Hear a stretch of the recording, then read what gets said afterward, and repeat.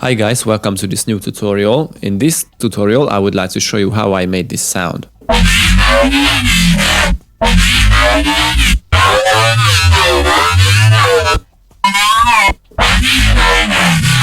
It's a very nice Monstery Robotic sound for dubstep or drum and bass, for any kind of bass heavy music, and I use FM8 for this one.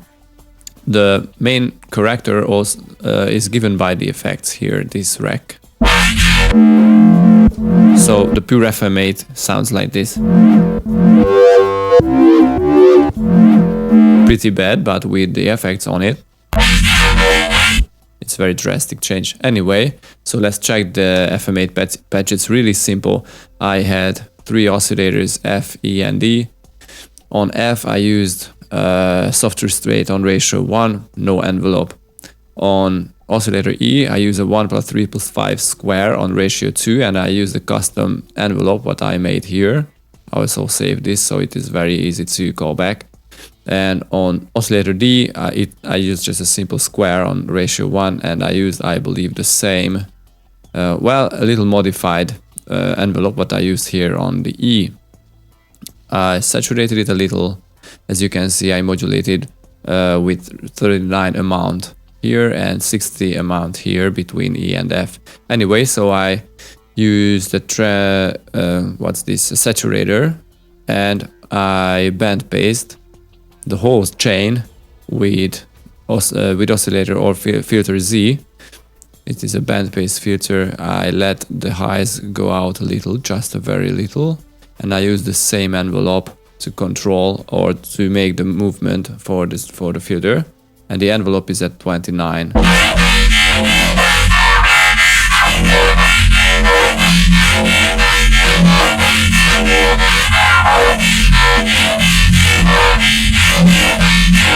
Anyway, when I made the patch, I used the harmonic knob. I pushed up to 70. I really like to play with this button because when I make an interesting sound, it gives very different result if I tweak this harmonic and brightness knobs, which are basically, so what they do, the harmonic knob is just simply pushes up, you know, the ratios on every oscillators. This is what it does.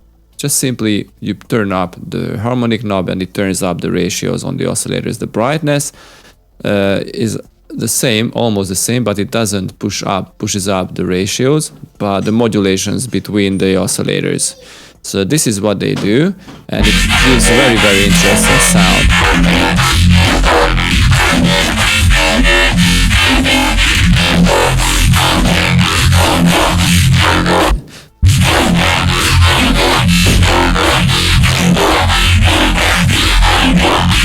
So it's very interesting. If you push up the harmonic, it gives some very different tone, but if you push up the brightness, it just, you know, basically gives a lot more top end, mainly to the sound. So I recommend you to play with these knobs all the time if you use FM8. I really love this. I haven't used any effects here, neither arpeggiator or anything like that. I like to use unison, but here I didn't use any. So this was the pure FM8 patch. Let's call back the harmonic knob to 70 and the brightness to 0.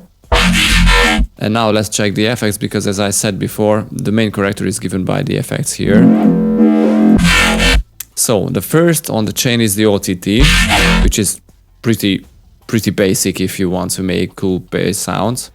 And the Neuro presses racks, because I'm sure you know that I released a pack at Loopmasters where I made some really cool effect racks. Here is the stuff. I will include a link in the video description. And these racks contains different or sub racks, which are filled with different, you know, effects like filters, distortions, compressors. Basically a lot of stuff, because if you want to make Neuro bass sounds, they are processed very, very heavily in most of the cases. So this is what I wanted to achieve, but in real time. You know, I really hate the idea to resample the sounds, because and after just use tons of effects and then resample again and use tons of effects again and resample. So do this 100 times after each other. It really confuses me, because if I want to go back and change the notes or the rhythm or anything, it's really time consuming if I want to make it in audio. So this is what I thought, why not just to, you know, make this in one rack, and if you put it after any signal, it just transforms the sound into very interesting stuff. So this is what I tried to achieve, and in that pack, in this pack, I had 12 different racks, which makes, I think, really cool results. So this is what I use here, which is Neuro process rack number 3, and I also included some macros on it to just enable or disable a group of effects. So I disabled the first, the second, the third, and this frequency split stuff here. Without it, it sounds this.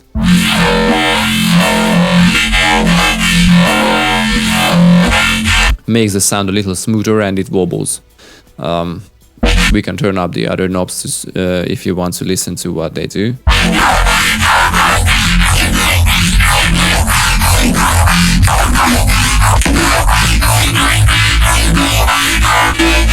But for the sound, what I want to achieve, I think it is better if I turn them off. Anyway, so this was the first step after the OTT. I used a little saturator, a bit warmer preset for the saturator. It's a really cool preset, I love it. And another Neuromorph rack, which was made by Vespers. It's another very cool stuff. You can download it here. I will include the link also under the video description. So go and check it. It does a really nice job. I included that. Let's see what's in there. He had 2 layers, one for the sub and one for the top for the basses. And basically these are the same, you know, distortions, saturators, filters. What he wanted to achieve is to make some movement, some very interesting tones using this new Ableton Live's new morph filter type. So you can, if you turn this filter morph, you can see that it changes and it gives the sound a very interesting tone if you play with it. I really recommend playing with this rack and with the filter morph and other knobs. It's very, very handy. And some other EQs, filters, compressors, plus a dimension expander stuff, which is basically just a filter delay, because, you know, it just spreads the whole sound on the stereo field using different instances on the left and on the right channel. It's a very, very smart idea. And some other EQ I used here after this whole chain. Because an EQ is very, very essential if you want to make the sound what you want to hear it.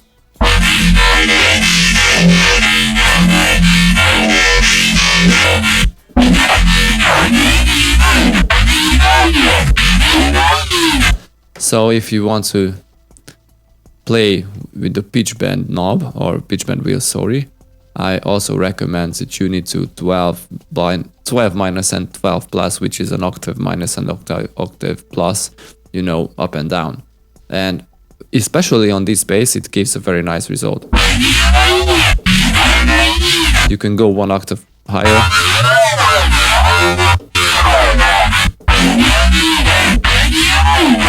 I think it's very nice. So this was the project for this Sunday. And see you next Sunday, guys. Bye bye.